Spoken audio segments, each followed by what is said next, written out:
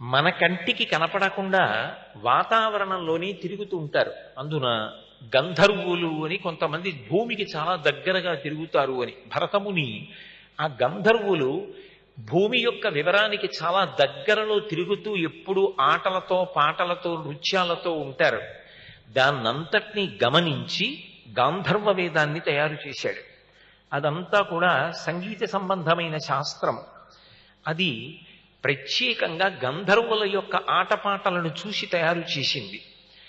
అలాగే యక్షులు, కిన్నెరులు, ఉగ్రభూతములు తిరుగుతూ ఉంటాయి. వాళ్ళు మంగళకరమైనటువంటి కార్యములు జరుగుతుంటే విఘ్నాన్ని కల్పించే ప్రయత్నం చేస్తారు. ఎవరు ప్రధానులో వాళ్ళకి హాని చేసే ప్రయత్నం చేస్తారు అని. అలా హాని జరగకుండా రక్షించగలిగినటువంటి దేవతాస్వరూపం ఉంటుంది. ఆ దేవతాస్వరూపాన్ని ఆవాహన చేసి రక్ష పెడతారు. రక్ష పెట్టి చేతికి రక్షాబంధనం కడతారు. ఆ రక్షాబంధన సూత్రమునందు ఆ దేవత ప్రవేశిస్తుంది.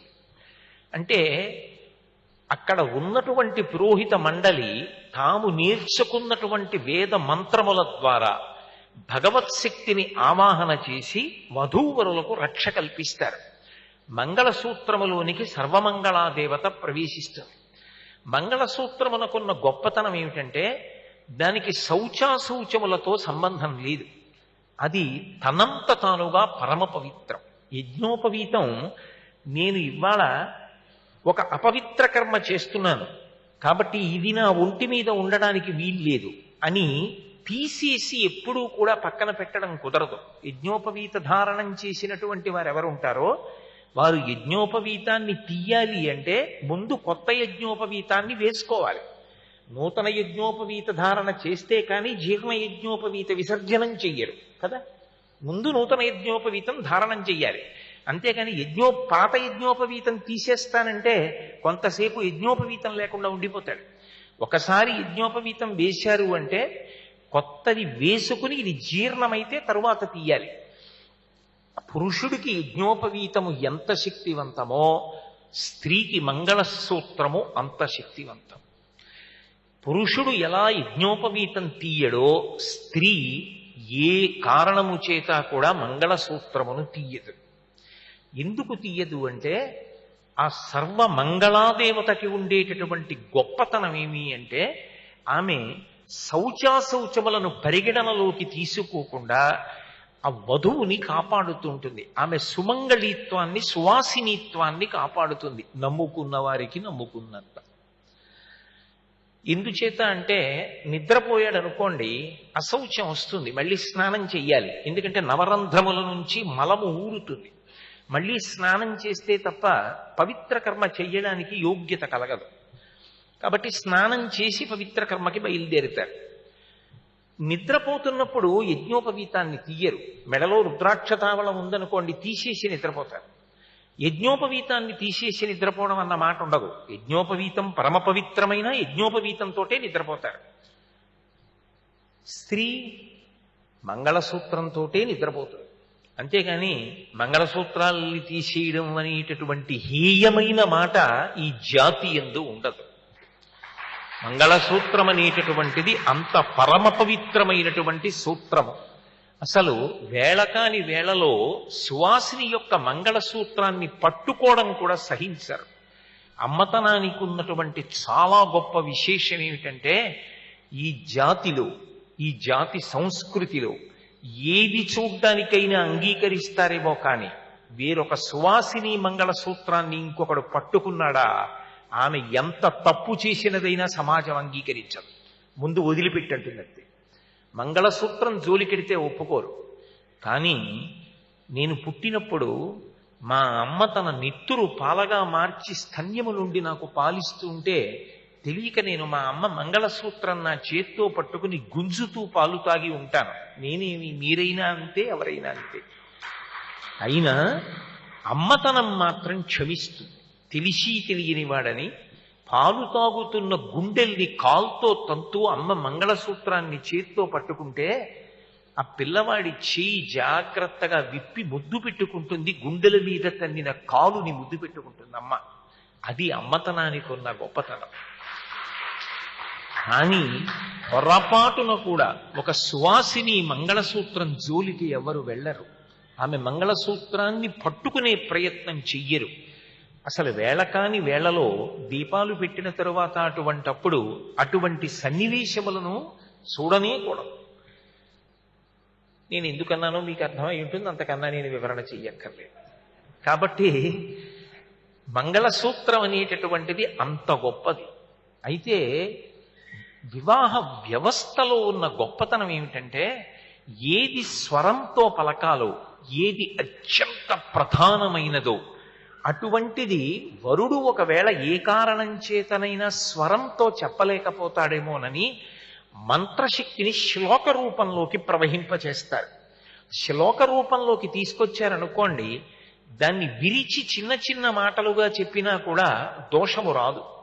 అందుకే వరుడు వధువు మెడలో మంగళసూత్రం కట్టేటప్పుడు మాంగళ్యం తంతునానేన మమ జీవన హేతున కంఠే బధ్నామి శుభగే త్వం జీవ శరదాం శతం అంటే అదొక ఉదాత్తమైన ఘట్టం. ఆ మంగళసూత్రానికి సర్వమంగళ నామములతో పూజ చేస్తారు. సాధారణంగా వివాహంలో అయితే మంగళసూత్రానికి ఆరాధన జరుగుతున్నప్పుడు సువాసినులందరూ లలితా సహస్రనామ స్తోత్ర పారాయణం చేస్తారు. చేసి కామేశబద్ధ మాంగళ్య సూత్ర శోభిత కంధరా అని పార్వతీదేవి అంతటిది కూడా ఆ మంగళసూత్రాలు చూసుకుని పొంగిపోతుంది. ఆ శతమానములు అంత గొప్పవి. ఆ మంగళసూత్రాన్ని కడుతూ వరుడు ప్రతిజ్ఞ చేస్తాడు, ఇది మంగళసూత్రం, ఈ సూత్రమును నేను నీ కంఠంలో కడుతున్నాను, ఇది మాంగళ్యం తంతునానేన మమ జీవన హేతునా, ఇది నేను ఉండడానికి కారణమైనది.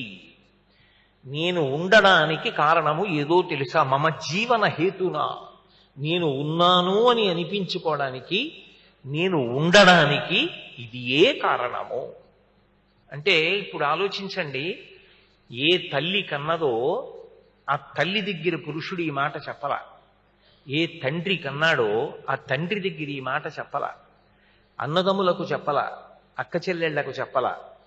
కానీ తాను ఉండడం అన్నది ఎవరి చేతిలో ఉంది అని చెప్తున్నాడు అంటే, ఆమె చేతిలో ఉన్నది అని చెప్తున్నాడు. నువ్వు ఎంత భగవతిని నమ్మి ఉంటావో అది నన్ను అంత శ్రీరామ రక్ష చేసి ఆపదల నుండి గట్టెక్కించి నా ఆయుర్దాయాన్ని కాపాడుతుంది. నా ఆయుర్దాయాన్ని నీ చేతిలో పెడుతున్నాను. నేను ఉండడం అన్నది ఇప్పుడు ఎవరి చేతిలో ఉందో తెలుసా? నీ చేతిలోనే ఉన్నది. మమ జీవన హేతునా. నేను ఎక్కడో ప్రవచనం చేయడానికి వెళ్ళొచ్చు, ఒక్కొక్కప్పుడు వెళ్ళిన సందర్భాలు ఉన్నాయి. 42 రోజులు ఎక్కడో ప్రవచనం చేయడానికి వెళ్ళాను నేను ఒకప్పుడు. చాలా రోజులైంది కనపడలేదు, కోటేశ్వరారు ఏమైపోయారు అనరు. మా ఆవిడ పసుపు కుంకాలు చూసి దాని మెడలో మంగళసూత్రం చూసి ఎక్కడో ప్రవచనం చేయడానికి వెళ్ళాడు అంటారు. అంతేకాని అమంగళకరమైన ప్రశ్న వెయ్యరుగా. మమ జీవన హేతునా, నేను ఉన్నాను అని గుర్తు ఏమిటంటే నీ మెడలో ఉన్న మంగళసూత్రమే. అది నేను ఉండేటట్టుగా చెయ్యగలదు. ఎందుకని అంటే, దానికి నువ్వు రోజూ పూజ చెయ్యవలసిన అవసరమేం లేదు. నిద్రలేస్తూ శ్రీహరి శ్రీహరి శ్రీహరి అన్న నామం మొదట చెప్తూ నిద్రలేచి సువాసిని మెడలో మంగళసూత్రాలు తీసుకుని కళ్ళకద్దుకుంటుంది. ఏ భర్త నా పక్కన పడుకున్నాడో ఆ భర్త నా ఆఖరి శ్వాస వరకు ఇలాగే నా పక్కన ఉండాలి. ఆయన చేతిలో నేను వెళ్ళిపోవాలి తప్ప ఇంకొకలా నా జీవితం పర్యవసానం పొందకూడదు. అలా అనుగ్రహించగలిగిన శక్తి స్వరూపానివి నువ్వే. నేను ప్రత్యేకంగా పూజ చెయ్యక్కర్లేదమ్మా, నిన్ను నమ్మి ఉన్నాను, అది చాలు. నా నమ్మకం కాపాడుతుంది. అందుకే అసలు ఆయన ఉన్నాడు, ఆమె ఉన్నది, ఇది శాంతికి ప్రధానం. ఆమె ఉన్నది, ఎంత సంతోషం ఆయనకి. అది ఉందిగా, ఒళ్ళు వేడెక్కితే అది చేసి పెడుతుందిగా. ఆ పిచ్చిది ఉందిగా నా కోసం తాపత్రయపడ్డానికి. ఇంటికి వెళ్ళేటప్పటికీ దాని చిరునవ్వు చాలుగా, అది ఇచ్చే పళ్ళరసం చాలుగా, నన్ను అనుగమించి తిరిగేటటువంటి దాని ప్రేమ చాలుగా, అది నాకు శాంతి. ఆయన ఉన్నారుగా, దానికి శాంతి. మా అమ్మా నాన్న ఉన్నారుగా, పిల్లలకు శాంతి. ఇప్పుడు శాంతికి ప్రారంభం ఎక్కడ? ఆయన ఉండడం ఆమెకు శాంతి, ఆమె ఉండడం ఆయనకు శాంతి. ఈ శాంతి ఎక్కడ ప్రారంభం కావాలో పట్టుకున్నాడు ఋషి. అది దార్శనికత అంటే. అందుకని ఇది ఋషి భూమి అయింది. అందుకు చెప్తున్నాడు, మాంగళ్యం తంతునా నేన మమ జీవన హేతునా. అయితే నేను ఉండడం ఒక్కటి ప్రధానం కాదు. కంఠే బధ్నామి సుభగే త్వం జీవ శరదాంశతం. నీవు 100 ఏళ్ళు ఈ మంగళసూత్రముతో జీవించదవుగాక. అంటే నా శాంతి నీ చేతిలో ఉంది, నీ శాంతి నేనుండడంలో ఉందని నేను నమ్ముతున్నాను. కాబట్టి శాంతి ఎక్కడ ప్రారంభం కావాలో ఆ స్థానాన్ని కాపాడగలిగింది ఎవరు అంటే ఆ పార్వతీ పరమేశ్వరుడు. కాబట్టి మంగళసూత్రంలోకి తీసుకొచ్చారు.